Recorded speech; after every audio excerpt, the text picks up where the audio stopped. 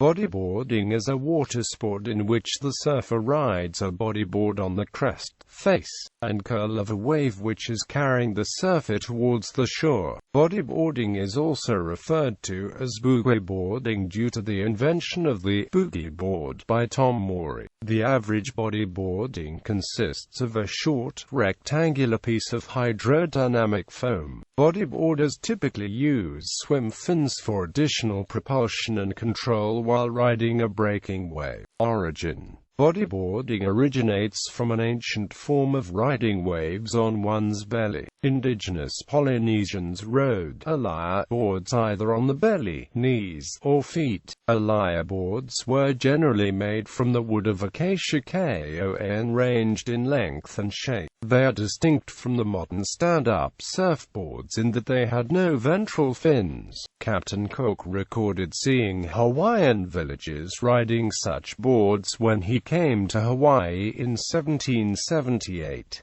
The boards he witnessed were about 3 feet to 6 feet and were ridden prone or on the knees. Alaya boards then evolved into the more modern pipo board. Pipo boards were either made of wood or fiberglass. Fiberglass boards usually had fins on the bottom. Tom Morey hybridized this form of riding waves on one's belly on a pipo to his craft of shaping stand-up surfboards. On the 9th of July 1971, Tom Morey invented the modern bodyboard.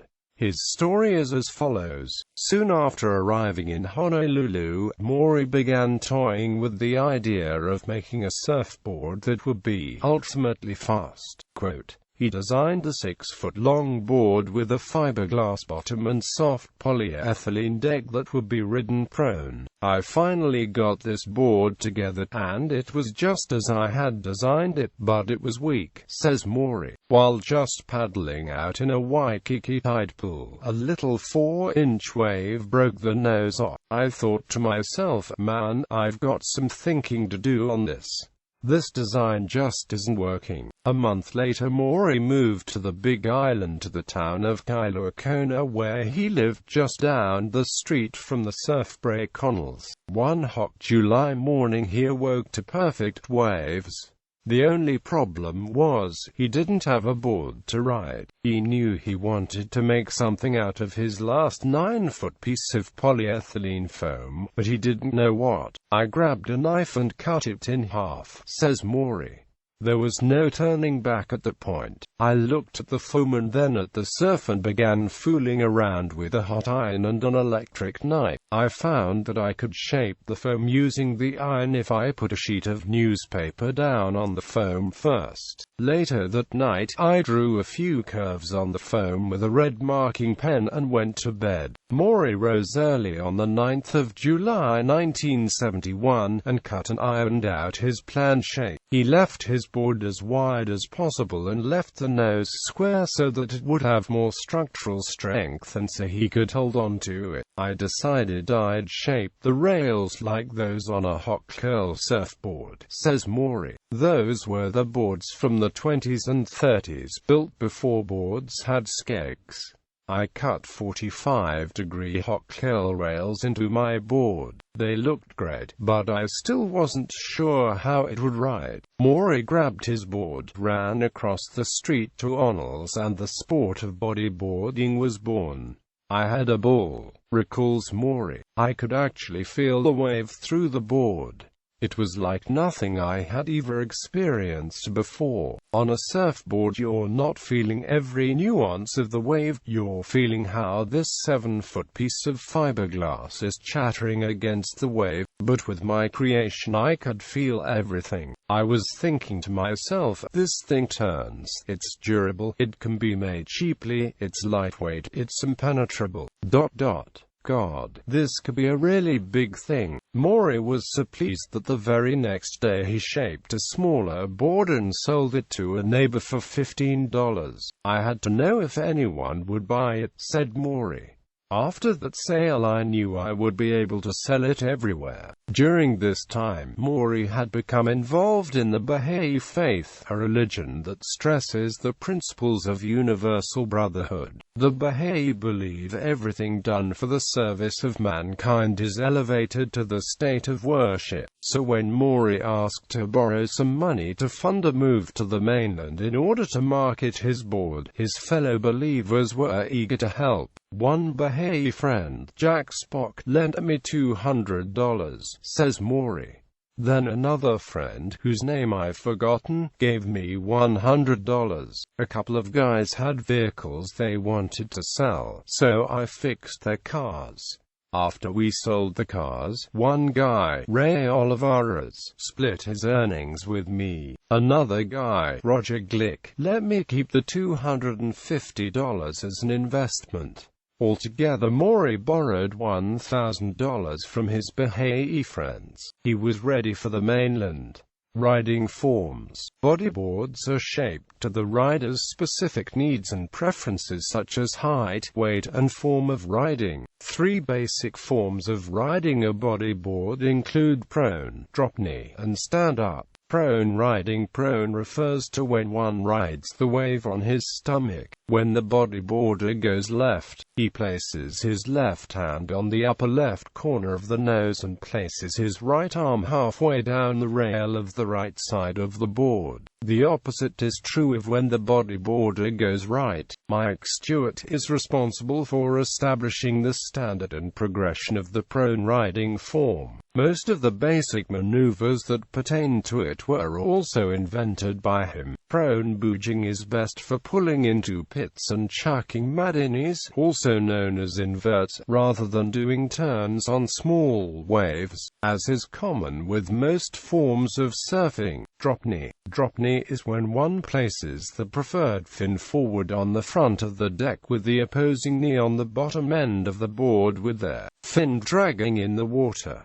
Drop knee was first pioneered in the late 1970s by Hawaii's Jack the Ripper Lindholm. Hence the term Jack stance is in reference to his contribution to this form of riding. During the 80s and early 90s, DK bodyboarding was gaining mass popularity. Some would argue that there were more bodyboarders than surfers during this era, with riders such as Paul Roach, Kainoa McGee, and Keith Sasaki pushing the limits of what could be done on a bodyboard. It was no wonder the Groms of the day started copying. Holding a line on a wave in drop knee position is an art in itself. Unlike fiberglass stand-up surfboards, the bodyboards drop knee riders use don't have fins underneath to help maintain a line on the face of a wave or to stop them sliding out. Drop knee riders rely on weight transition from rail to hold a line on a wave and turn, snap.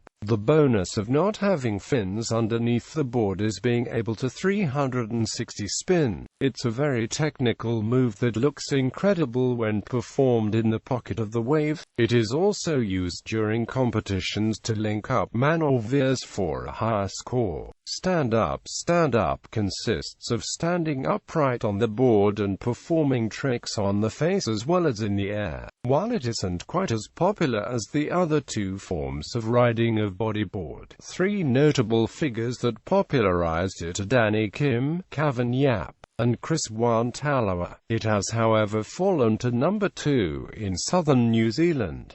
The board materials. The bodyboard differs from a surfboard in the fact that it is much shorter in length, and made out of different types of foam. The modern board consists of a foam core encapsulated by a plastic bottom of softer foam top known as the deck, softer foam sides known as the rails. The core is made of Dow polyethylene, arsol, or polypropylene. The bottom is made of Surlyn or Bixby. The deck is made of 8LB crosslink. Each type of foam core, deck, or bottom material gives a bodyboard a different amount of flex and control. Speed from the bottom turn is increased when a bodyboarder bottom turns and the board flexes and recoils, releasing energy. If the board flexes too little or too easily, speed is lost. Dark cores are best suited to cooler waters as they can be too flexible in warm water. Arcel and polyprocos are best suited for warmer waters due to their increased overall stiffness. Most boards on the market today contain 1, 2, or 3 rods, referred to as stringers, to strengthen the board, reduce deformation, add stiffness and recoil to the core, thus providing greater speed off bottom turns and transitions on the wave. If a single stringer is used, it is placed in the center of the board running parallel to the rails. If 2 are used, they are placed symmetrically about the y-axis. Triple stringers are a combination of the placement of both a single and double stringer. Construction deck rails and bottom are bonded via various hot air lamination techniques to the core. Previous to the lamination technique, shapers accomplished this by using glue. Features: the shape or curve of the board affects how it rides. If the wide point of the board is nearer to the nose, the board tends to be best suited to prone riding as the bodyboarder's weight rests further up on the board. Boards with more parallel rails or a narrow nose tend to be more ideal for drop knee and stand-up riding as the rider's center of gravity tends to rest further back. Most modern boards are equipped with channels that increase surface area in the critical parts of the board, which, in turn, allow it to have varying hold and control on the wave. Originally, skegs were installed to decrease slippage on a wave face. However, progressive bodyboarding has rendered use of such skegs obsolete due to the looseness required for maneuverability on a wave. For such reasons, skegs are rarely used today, and even then, almost exclusively by drop knee as stand-up bodyboarders. Tail shapes influence the way that boards perform in the lineup. Crescent tails provide the greatest amount of hold in steep waves. Crescent tails are generally preferred by drop knee riders because the shape interferes less. Bat tails provide looseness for rail-to-rail transitions. Prone riders tend to prefer bat tails more than drop knee riders. Lingard. Over the years, the bodyboarding, surfing terminology has developed, evolved, and grown into its own subculture or language. Below is some common terminology. Churning, when a wave is hollow, heavy, and sucking up off a reef. X-bro, that wave was churning so hard.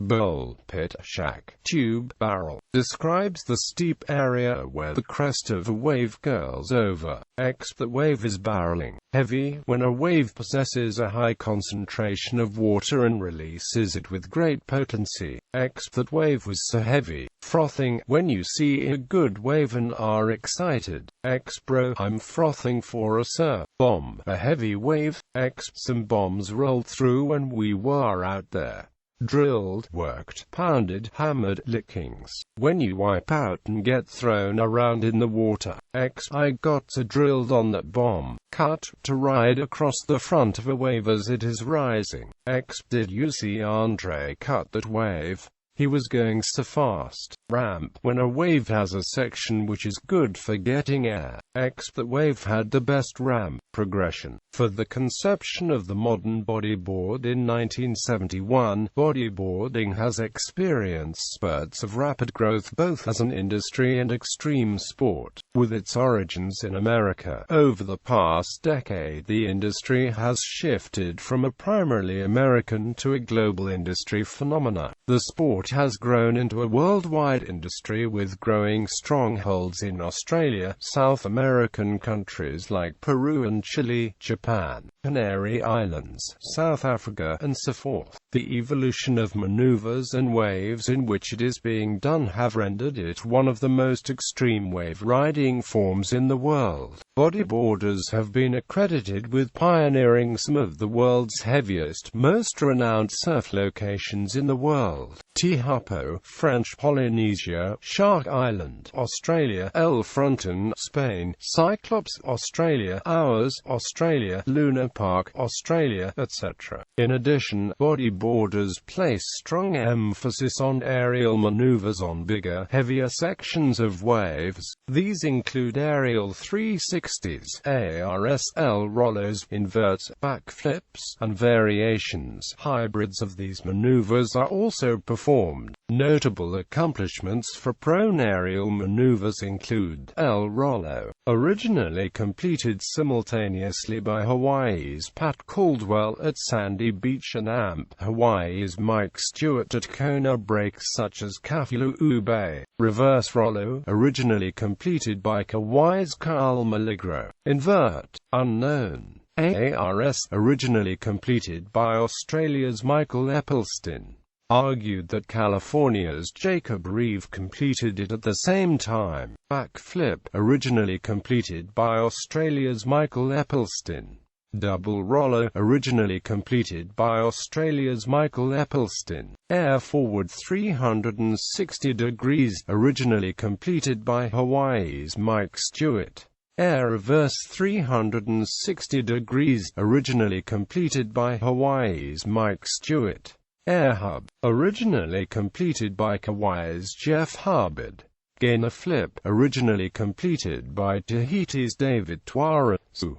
GORF, originally completed by Nathan Nugget Purcell. Invert to reverse 360 degrees, inverse, originally completed by Kauai's Jeff Hubbard. Divert, originally completed by Kauai's David Phillips.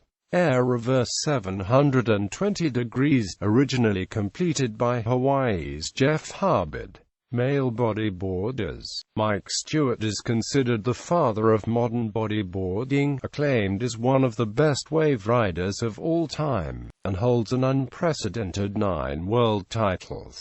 He is also the only bodyboarder to receive the Mr. Pipeline title. Ben Severson is a pioneer of bodyboarding, world champion, and competitive rival of Mike Stewart for over 15 years. Guilherme Tamega is second only to Stewart for number of world titles. 6. He has gained reputation and fame for his aggressive riding style and approach in both small and heavy surf. Mike Eppelston is the first Australian and also the first non-Hawaiian to win the world title. He is also known for creating the ARS and backflip. Paul Roach is accredited with developing a new style of progressive drop knee riding in both small and large waves. He is also considered by many as the greatest drop knee rider of all time. Jeff Hubbard is best known for his phenomenal aerial approach to bodyboarding. He currently holds 3 world titles. Ryan Hardy is influential in the progression of Australian as well as international bodyboarding, known for his fluid yet powerful style of surfing in smaller to big waves. Ben Player is also considered one of the greatest influences in bodyboarding both Australia and the world. He holds 3 world titles. Andre Bota is the youngest athlete to win the world title. He then won a second world title the next tour season of 1999. Known for his extreme approach to wave riding in shore breaks and heavy waves. Eddie Solomon bodyboarder. He was an entrepreneur. Eddie parlayed his sponsorship earnings into an online business. He later opened in the United States the surf and skate shop Soci Surf and Sport in California and 662 Ride Shop in Hawaii, founded Bodyboarder magazine, and launched his brand's 662 Mob, Empire boards, Ally fins, and ERS4 fins. Female bodyboarders. Phyllis Dameron was the first person, man or woman, to ride Big Waimea Bay on a bodyboard in the late 1970s. During the early 1990s in Brazil, Mariana Nogueira, Glenda Kozlowski, and Stephanie Peterson set standards that pushed women's bodyboarding to a world-class level. Stephanie Peterson won the first official world championship of women's bodyboarding at Pipeline in 1990. It was the first women's event ever held there and initiated the longest-running women's wave sport event in the world. 2009 marked the event's 20th anniversary. Alexandra Arinder is the top-ranked female bodyboarder in the world. Sari O'Hara is the third-ranked top female bodyboarder in the world. Jessica Becker is the fourth-ranked top female bodyboarder in the world. World Championships. From 1982 to 1993, the winner of the International Morey Boogie Bodyboard Pro Championships at Pipeline, Hawaii was considered world champion. Since then, a world tour has determined the sport's champion. The World Tour is administered by the Association of Professional Bodyboarders World Tour, the governing tour determining bodyboarding's world champion. Current men's APB World Tour champion is Jared Houston of South Africa. Current women's APB World champion is Alexandra Arinder of Canary Islands. Results.